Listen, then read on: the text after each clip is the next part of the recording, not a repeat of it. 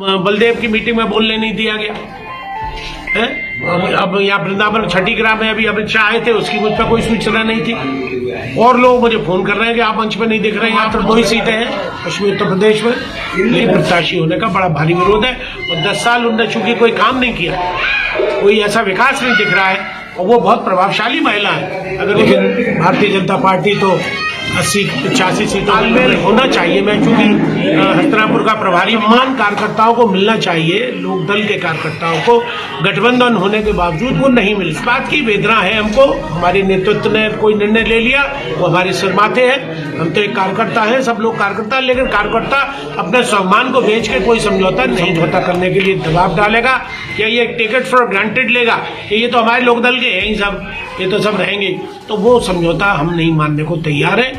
ऐसा कुछ हमारे यहाँ के जिले के नेतृत्व से भी कुछ भूल हुई है, चूक हुई है, या जानबूझ के किया उन्होंने, तो ये उनका अपराध है। मैं इसे अपराध की श्रेणी मानूं। और अनजान तो मैं अपमान सहने के लिए उस मंच पे नहीं जाऊंगा।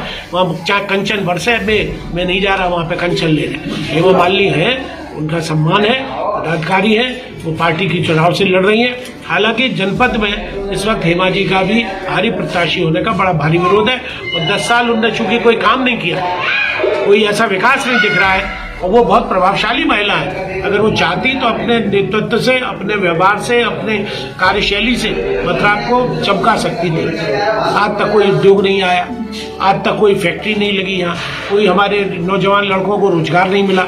हमारा टाट टोपोजियम की वजह से यहाँ पे उद्योग नहीं लग सकते, नॉन पोल्यूशन उद्योग। तो इसलिए एक बहुत बड़ी समस्या है, सफाई की समस्या है। ये सोच रहे थे नगर निगम हो जाएगा तो ये पेरिस, लंदन, फ्रांस बन जाएगा, ऐसा भी कुछ नहीं हुआ। जाम से जूझ रहा है, गंदगी से जूझ रहा है मथुरा।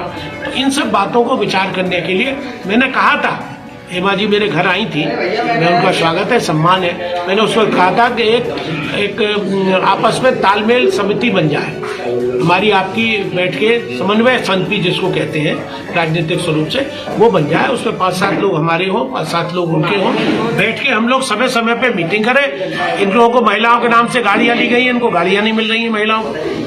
और लोग कहते हैं साहब, हमने आपके लोक दल के अध्यक्ष से बात कर ली, गाड़ियां किसी महिलाओं के नाम से 16 गाड़ियां हैं, लेकिन उसके बावजूद भी एक भी गाड़ी नहीं मिल रही।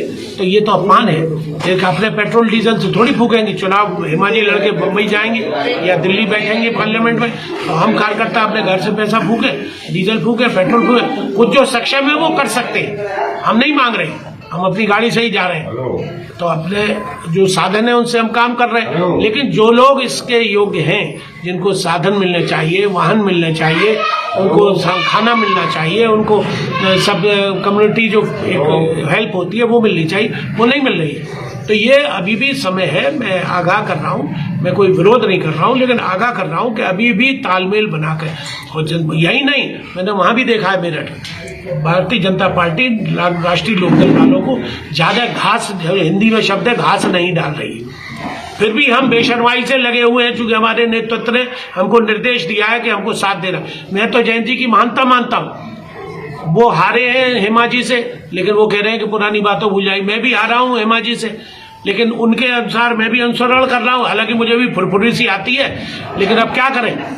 लेकिन नेतृत्व का हाथ का वो है आदेश, तो उसका पालन हमें भी करना पड़ रहा है। तो इसलिए हमें कोई विरोध नहीं है, हम हेमा जी का सम्मान कर रहे हैं। हेमा जी, हम भगवान से प्रार्थना करेंगे वो दोबारा भी जीते, लेकिन अब की 5 वर्षों में ऐसा करें वो, जिससे कि मथुरा वाले वाकई सोचे कि हाँ, कि हमने ऐसा प्रतिनिधि बनाया जो कि मथुरा के सर्वांगीण विकास में रुचि ले रहा है, काम कर रहा है, दिख रहा है काम होता हुआ है। तो यही हमारी वेदना है। इसके लिए आज हम सब कार्यकर्ता यहाँ पदाधिकारी इकट्ठे हुए हैं। हमारी मातृशक्ति भी यहाँ बैठी हुई है। हमारे जिले के अभी तो संजू जी हैं, अभी नए कोई पदाधिकारी नहीं बना है। सुजाता जी हैं, संजू जी हैं, हमारी सुनीता जी हैं, बहन जी का नाम है मधु जी है, ये सब लोग यहाँ पर हैं। तो ये भी एक प्रतिनिधित्व है महिलाओं का। तो इनकी उपेक्षा नहीं होनी चाहिए, इनका अपमान नहीं होना चाहिए। हमको मिले सम्मान, मिले न मिले उसका हमको कोई गम नहीं, हमें बहुत सम्मान जनता देती है। लेकिन इन महिलाओं को, इन नौजवानों को सम्मान पदाधिकारियों को मिलना चाहिए। ये आप कान खोल के सुन लीजिए, अदरवाइज फिर ये बिल्कुल खुल्लम खुल्ला बचेगा।